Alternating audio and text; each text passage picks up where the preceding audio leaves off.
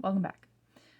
For this part 2, we're going to start with Siegfried Sassoon's The Glory of Women, or Glory of Women. I'm not sure why the is or isn't there sometimes. First thing I'm going to say about this poem, not because it's the most important thing about this poem.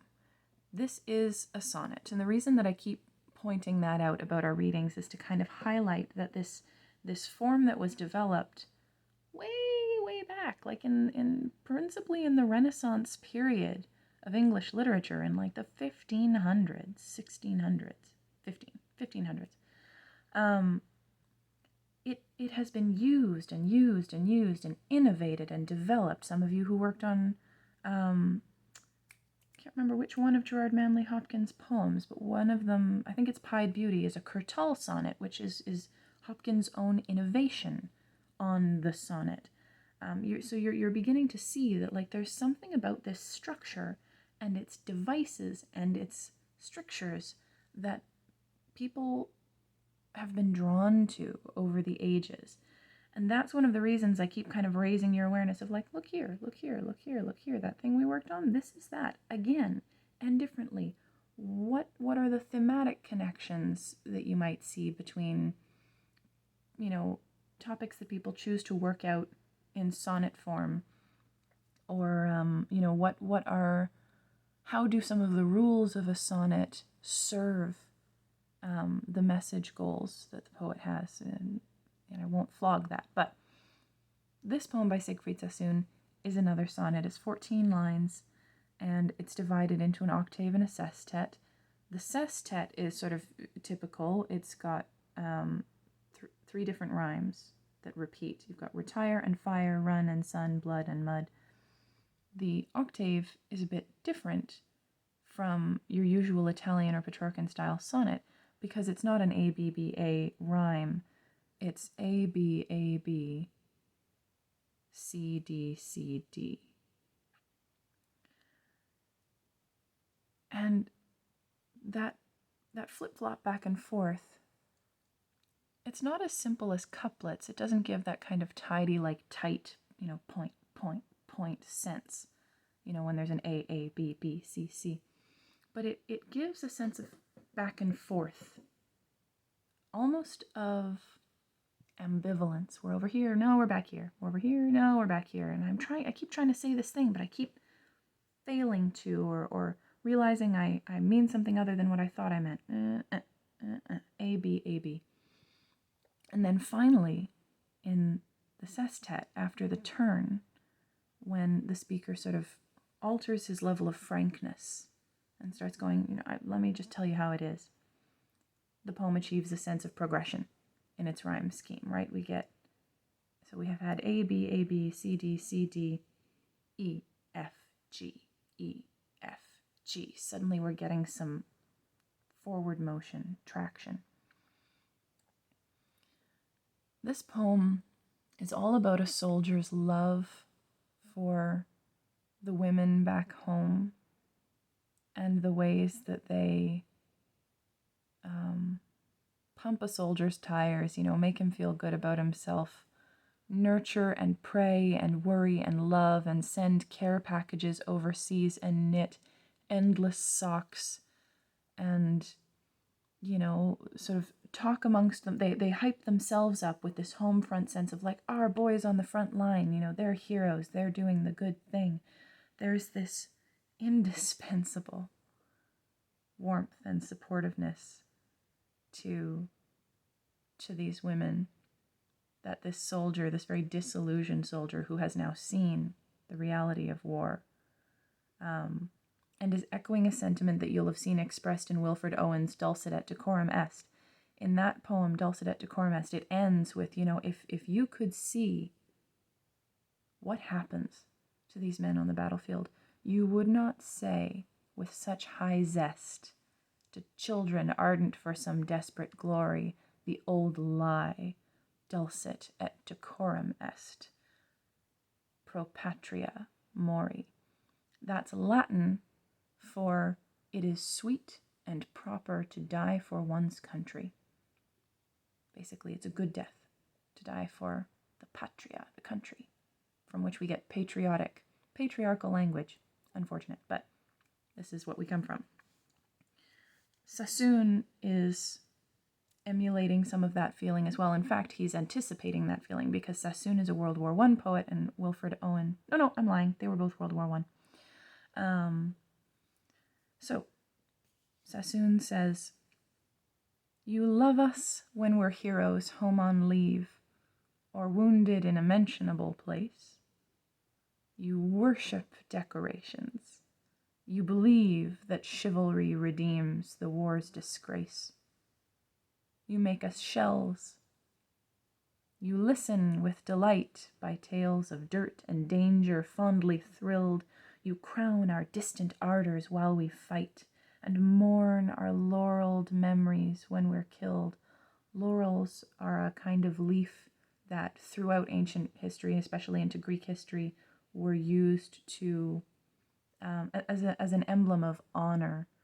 When somebody is said to be sitting back on their laurels, it means they're resting on the merits of their past achievements, and they're just kind of coasting. So you mourn our laureled memories. He's talking about how soldiers, when they die, there's all this pomp and ceremony that hypes up the honor and the glory of what they did and how they served, and now the decorousness of their death. You mourn our laureled memories when we're killed. You can't believe that British troops retire when hell's last horror breaks them, and they run, trampling the terrible corpses. Caesura, there's a dash here.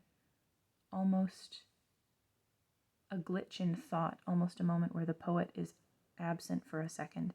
That dash. You could almost say that dash is a flashback or a dissociation moment.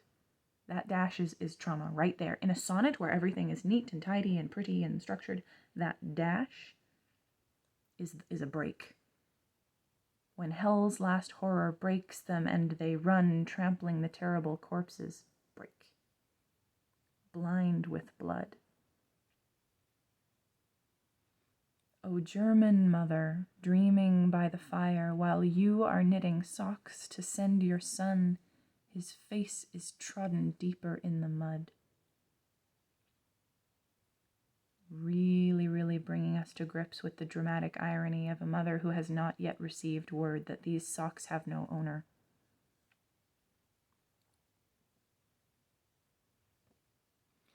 One of the things that I love about this poem, and we foreshadowed a bit in talking about the way the rhyme scheme goes back and forth, back and forth, back and forth, the messaging does too.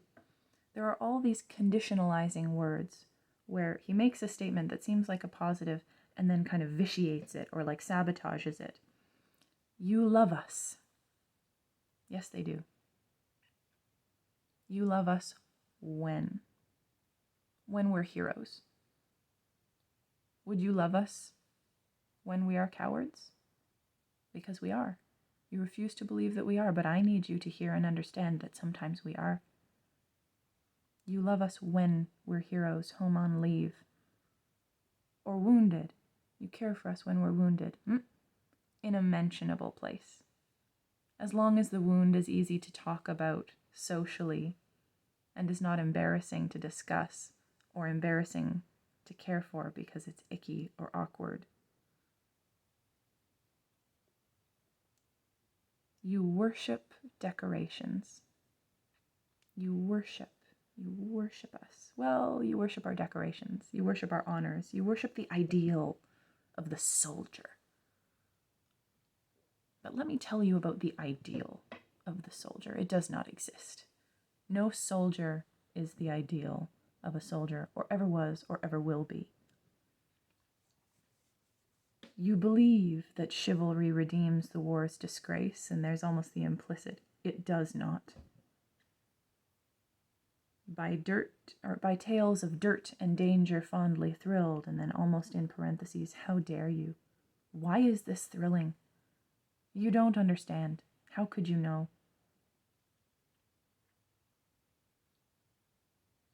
I'm skipping a couple lines. You can't believe that British troops retire this sterilizing word that's used to cover over the shame of deserters who run, because of course some of them run, because you're terrified, and some of them have the good sense to run. This is such an angry poem. It is so full of love and gratitude and tenderness and rage and conflictedness about feeling that mixture of love and gratitude and tenderness and rage and resentment. They're such big feelings. And in this case, sonnet form really serves Sassoon in giving him a tight, regimented, soldierly space in which to work them out without letting them run away with him. Because if you let things run away with you, that's when you run. Gonna leave it at that. Switching to much lighter and lovelier subjects now, we are going to go to William Carlos Williams' The Red Wheelbarrow. Now I remember that in some of my introduction material, I talked about imagism and how imagism is preoccupied with giving a crystal clear, concrete, verbal image. But it's not just about painting a picture. It's also about conveying the emotional or the psychological image that occurs to the poet in this physical image that they see, the impression of it. So, William Carlos Williams. So much depends upon a red wheelbarrow glazed with rainwater beside the white chickens. Is that a poem? Is that a poem? We've now stripped down to such a degree. Almost everything we're used to thinking of as poetry. Like, where is device in this poem? It's there, but like the material is so sparse and so terse and so freighted that you almost have to like recover yourself a second and figure out like, okay, but where do I even look for how this poem does what it does? Partly, one of the things that we should be noticing is there are no capital letters. What might that tell us about the image that Williams is trying to convey? The line breaks are a bit curious too. So much depends upon. Stanza break. A red wheelbarrow. Oh, sorry, no correction. A red wheelbarrow. Glazed with rain water. Beside the white chickens. How do those line breaks change the units of meaning that we see and consider? How does isolating the word barrow bring up associations in our minds? When I read it this time, and this may not happen every time I read it, but when I read it that time, I thought a barrow is also a type of grave.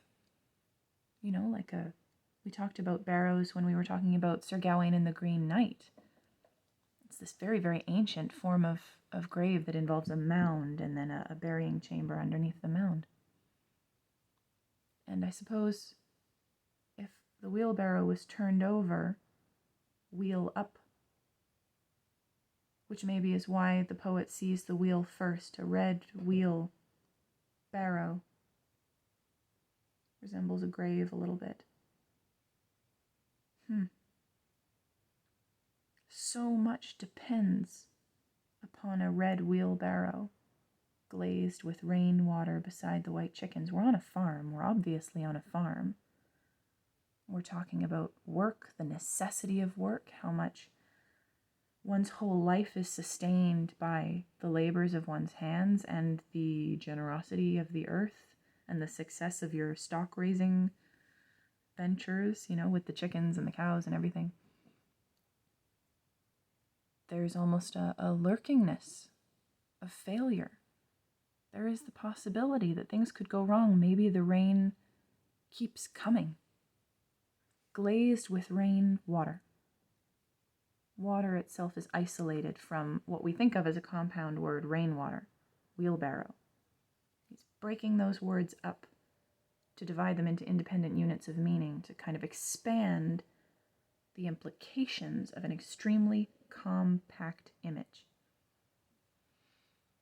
So on the one hand, it's beautiful. He's giving us high color contrast, red and white. Red wheelbarrow beside the white chickens. Beautiful. Glazed with rainwater. You can almost see the gem-like glistening of these tiny little beads of rain on the wheelbarrow. But for me, every time I read this poem, the phrase that haunts my mind as I read through and study all the little bits of it is just that first line, so much depends. So much depends upon a red wheelbarrow, glazed with rainwater beside the white chickens. That, my friend, that is Imagism for you. That's William Carlos Williams, the Lord Regent of Imagism in the Modernist period. The other poem of his on our syllabus was This Is Just to Say, which is one of the most delightful little marital Imagist poems I've ever come across. And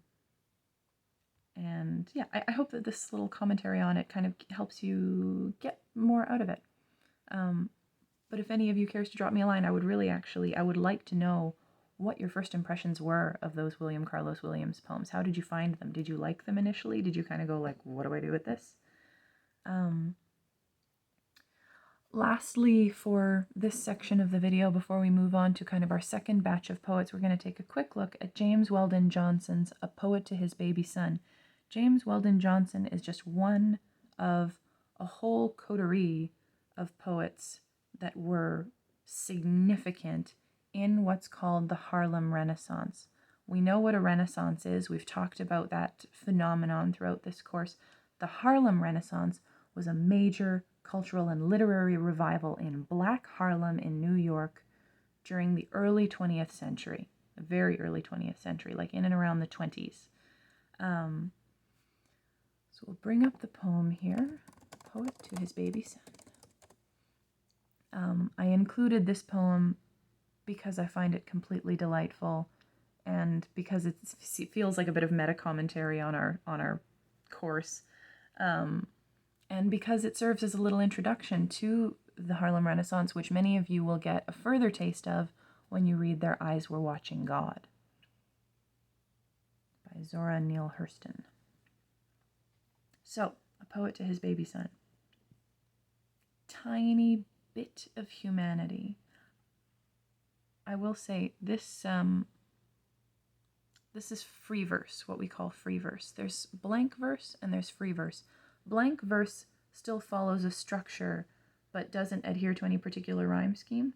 Free verse does whatever the heck it wants and is very much an innovation of modernism in the 20th century. Some people, like Sassoon in the modernist period, were still using old forms but doing new things with them. Free verse, on the other hand, is kind of people just blowing the lid off things. Tiny bit of humanity, blessed with your mother's face and cursed with your father's mind. I say cursed with your father's mind because you can lie so long and so quietly on your back. Those of us who are parents are thinking, sorry, your child lies quietly. Why is this a curse? What? I say cursed with your father's mind because you can lie so long and so quietly on your back, playing with the dimpled big toe of your left foot and looking away through the ceiling of the room and beyond. Can it be that already you are thinking of being a poet? Why don't you kick and howl and make the neighbors talk about that damn baby next door and make up your mind forthwith to grow up and be a banker or a politician or some other sort of go-getter or whatever you decide upon? Rid yourself of these incipient thoughts about being a poet. For poets no longer are makers of songs. chanters of the gold and purple harvest, sayers of the glories of earth and sky, of the sweet pain of love and the keen joy of living. No longer dreamers of the essential dreams and interpreters of the eternal truth through the eternal beauty. Poets these days are unfortunate fellows, baffled in trying to say old things in a new way or new things in an old language. They talk abracadabra in an unknown tongue. And here you might be thinking, Yeats.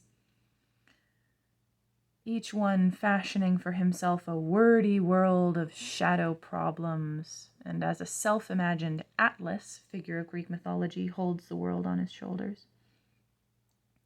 Each one fashioning for himself a wordy world of shadow problems, and as a self-imagined Atlas, struggling under it with puny legs and arms, groaning out incoherent complaints at his load. That's a bit of sneaky work. He's talking about what poets aren't anymore and what they are now. Sort of sad comparison.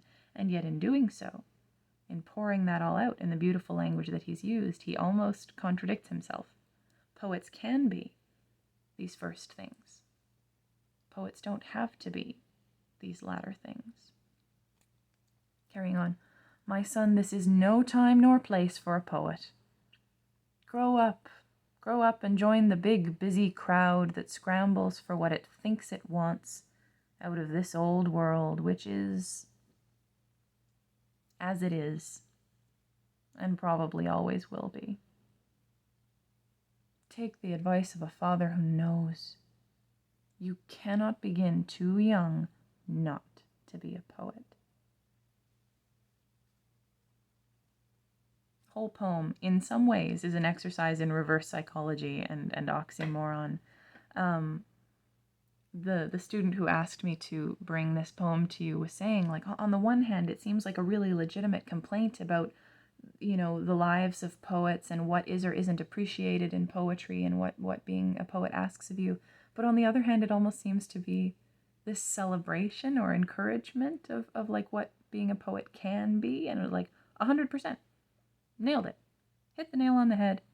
That is very much this poem. There's so much more that we could analyze in this poem if we wanted to get into like close reading and nitty-gritty depth of detail. But this is one of those poems that I just love in a very light way. I love it with a light touch. I read it and I go, dang, that's great. And I want to leave you guys permission to do the same, to enjoy certain things with a light touch. Just go, I really liked that. I don't have to analyze why. It was just great.